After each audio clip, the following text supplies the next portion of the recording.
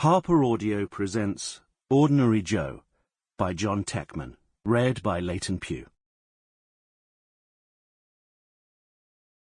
Queens, New York. The first thing I noticed about Olivia Finch, that very first time I saw her in the flesh, wasn't her breasts bouncing like pale pink pomegranates as she worked herself into a frenzy on her lover's lap, nor even her billion-dollar backside, an epithet conferred upon her in a recent article in Variety, which reported that Olivia Finch's rear end is now a bigger box office draw than the faces of most of her Hollywood rivals. No, God's truth, the first thing I noticed was the small, amateurish tattoo scratched into her left bicep in blue ink. John, chapter 3, verse 16, it read. I looked it up in the Gideon when I got back to my room that evening. For God so loved the world that he gave his only begotten Son, that whosoever believeth in him should not perish, but have everlasting life.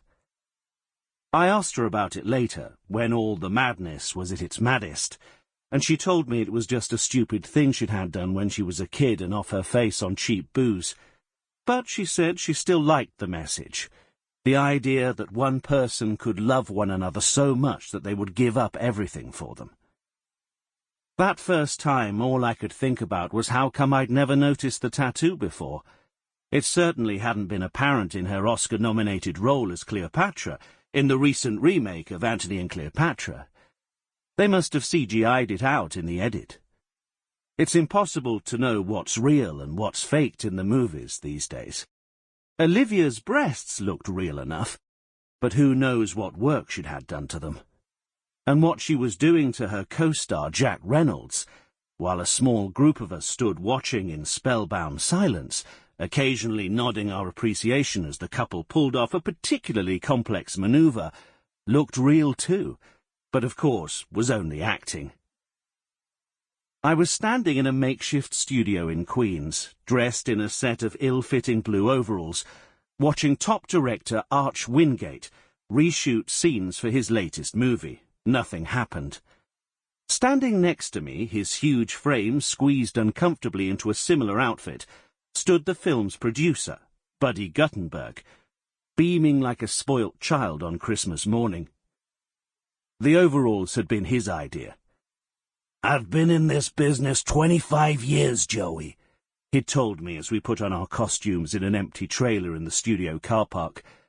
And I still haven't been allowed on a closed set, unless I've been tugged up as a gaffer or fucking electrician. Wingate had a justified reputation for being a perfectionist. The joke in Hollywood was that he would still be re-editing the film while the posters were going up outside the cinema. His passion and attention to detail made him one of the best filmmakers in the business, but also one of the most expensive.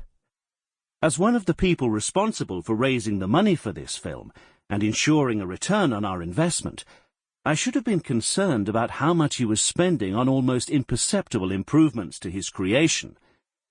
As a film buff, though, I was delighted by the chance to watch the great man in action. "Bit more passion, please, Ollie," Wingate shouted as the couple cavorted wildly on the oversized bed. "Jack, move your left leg across to the right half a foot, so I can get a better view of Ollie's butt as she straddles you. That's it! And give it a bit more energy, guys, okay? You're supposed to be enjoying this."